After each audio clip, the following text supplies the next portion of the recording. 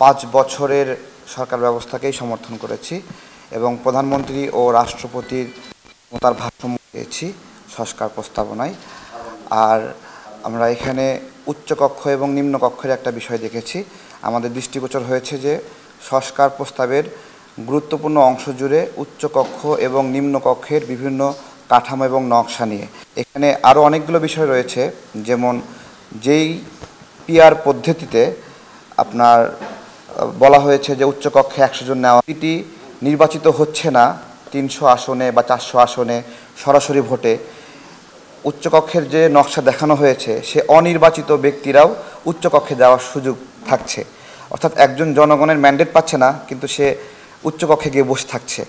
পাশাপাশি উচ্চকক্ষে যে সিলেকশনের পদ্ধতি, সেই পদ্ধতিতে রাজনৈতিক দলের সভাপতি, সাধারণ সম্পাদক যারা মনোনয়ন দিবে এই ব্যক্তিদেরকে, তাদের প্রচুর অর্থনৈতিকভাবে লাভবান হওয়ার একটা সুযোগ আছে, কেনাবেচার সুযোগ আছে। আমরা এটা বলেছি যে আমরা সরাসরি ভোটের মাধ্যমে এই নীতিগুলো নির্বাচিত হবে, এতে করে জনগণের কাছে একটা জবাবদিহিতা থাকার ব্যবস্থাপনা থাকবে।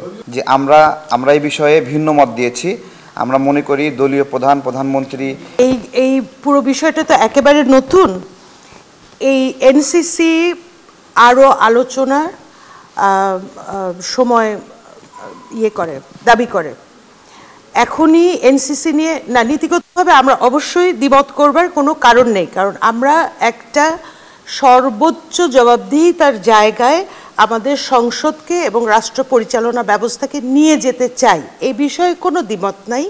সেই ক্ষেত্রে যদি এনসিসির মতো একটি স্থায়ী কাউন্সিল দরকার হয় আমরা সেটাতে একমত, কিন্তু তার যে একটা বিস্তারিত ব্যাখ্যার ব্যাপার আছে এবং রাষ্ট্রপতি, আমরা জানি যে অন্তত কয়েকটি পদ সেখানে নির্ধারিত হয়েছে এবং আমাদের প্রতিরক্ষাকেও তার মাধ্যমে